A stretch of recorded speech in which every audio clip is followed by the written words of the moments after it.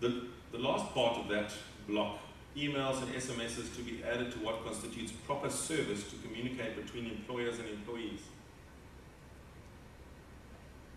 So if you want to notify somebody, you can, once this legislation is promulgated, notify them via an SMS or an email, instead of having to, draft registered letters and all the other things. The concern about that is how you control it. And it's going to be very interesting to see how that legislation is worded. How do you know that the other person has in fact received the email or the SMS? There are question marks around that. How are you really going to know? Will a delivery status notification on your phone be sufficient in court?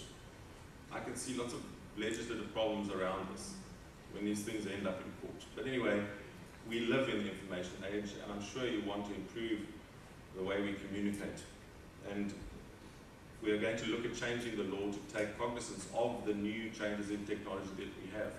But again, we're going to have to think carefully in Parliament about the controls and how we prove that a notice has been delivered to somebody.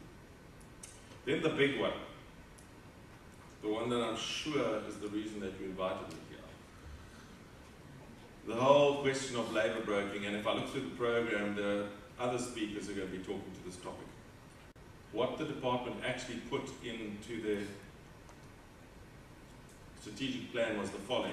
They want labour broking to be regulated in such a way that it makes labour broking unattractive to employers. The Act should also redefine who the employer is and what constitutes the workplace, as well as extending collective bargaining and providing greater access to trade unions for workers. The department also proposes to make both the broker and broker's client liable for workers' rights and force the same employment and service terms and conditions on workers employed directly or through brokers. That's what they said.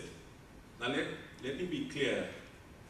We need to be solution-oriented when we think about labour broking or temporary employment, the TES industry. We need to be solution-oriented. The way we need to go forward is to bring the affected parties together and find a common solution. We need to bring industry, we need to bring the unions, and we need to bring government together and find common ground here. We need to stop talking about this ridiculous ban and start talking about appropriate regulation. The ban in Namibia, as you probably read about in the press, was overturned. It's quite clear that a ban in South Africa, a complete blanket ban, would be unconstitutional. It will be challenged in the Constitutional Court if something like that is promulgated, and the chances of it not being thrown out are very slim. Our Constitution is a lot tighter than the Namibian one, and I'm quite certain it will be thrown out as well. But we need to find mutual solutions to the situation that the labour broking industry is in at the moment. And I think you need to pay careful attention to what I'm going to say now. The things that we need to find mutual solutions on are, number one, equal work for equal pay. I told you about my friend whose father was employed at a different rate in the mines.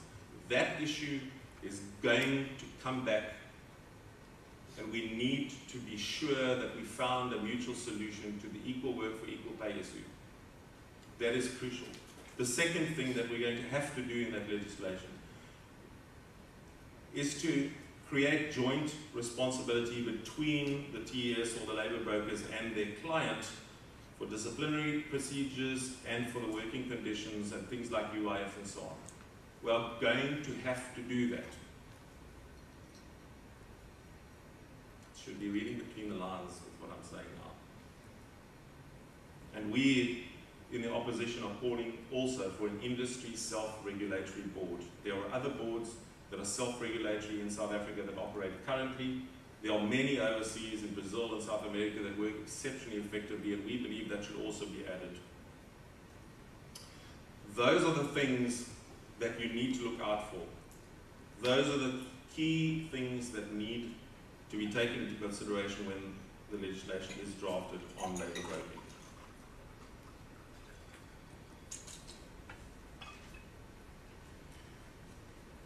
The Minister wants to be empowered to extend minimum wages to low-skilled workers not covered in other agreements. Again, here's this impetus of the Minister wanting to have the discretion to be able to extend the collective bargaining agreements to areas where they don't currently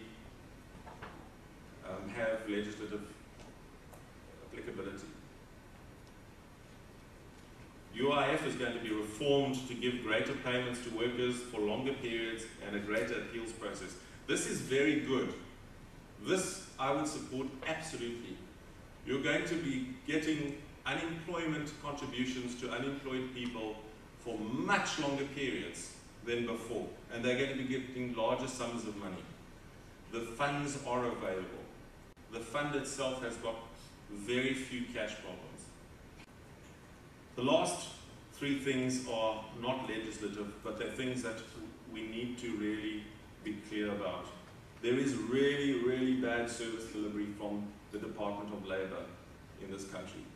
The service delivery levels are shocking. If I get one more email about the Labour office in Athlone, I'm going to tear my hair out. The compensation fund is currently the worst of the departments within Labour. The IT system hasn't delivered, and the contract for that IT is extremely badly managed. I know a number of you here are in the IT industry. Yesterday, we grilled the Compensation Commissioner for hours in SCOPA, the Standing Committee of Public Accounts. They've received a qualified audit for the last 4 years, and the Commissioner said yesterday in the meeting that he's going to get a qualified audit again this year. There's no way of preventing that. The IT system does not work and it does not deliver, and when you go along and make a claim with the compensation fund, it gets lost, the paperwork is lost. They need 20 documents and they've been doing it manually until now. They have to read 20 documents physically before they can approve a claim. And the IT system is supposed to do it all. The CETA system is something which you really need to pay attention to. The CETA system has been moved out of the Labour Department to the Department of Higher Education. So the Minister currently responsible for that is Blade Nzimande, and he has made a public call for input in terms of how the CETA system is working or not working, how it should work, and what you think we should be getting from it. Now, instead of me telling you what I think we should be getting from it, he's asked you to tell him. So tell him. You represent an industry. Draft responses to that call and tell the Minister how you believe it should function. How should training happen within industry in South Africa today? Our own view is that we should go back to an apprenticeship system and get rid of the CETA system in its entirety. The 5 commissioners of the top 5 CETAs tell me that I'm being extreme and that their CETAs are working fine. I'm concerned about the other 17 or 18 that are not working at all. But tell him your view. He's asked for it. So tell him. They're doing a 5-year review of the CETA system and they want to fix it. He's doing it now, the next 2 months. So please don't delay. Give him your input. And then finally, 2010.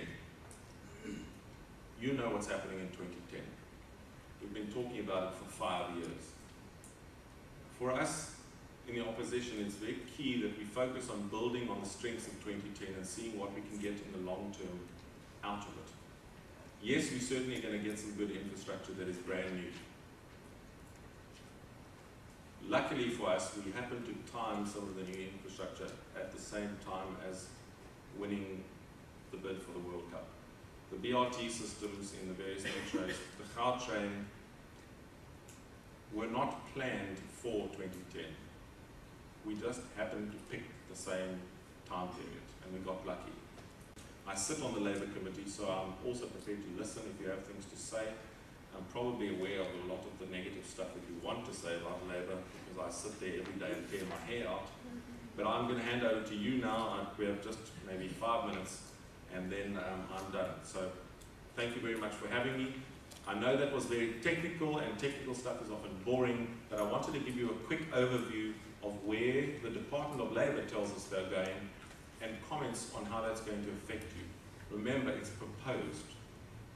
It's not yet enacted, but it is coming. The draft legislation for the labour broking industry, which is the Labour Relations Act, is complete.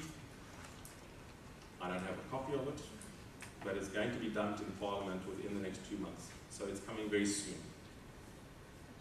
Thank you very much.